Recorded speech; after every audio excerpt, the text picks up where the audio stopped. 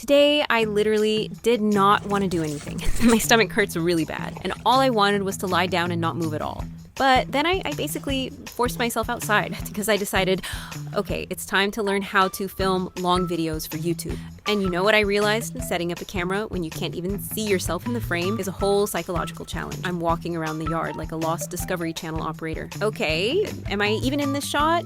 And since the camera was already rolling, I had to actually do something useful. So today I'm repotting the last 2 petunias into bigger pots. I really hope they, and all my other flowers, survive and actually bloom in the end.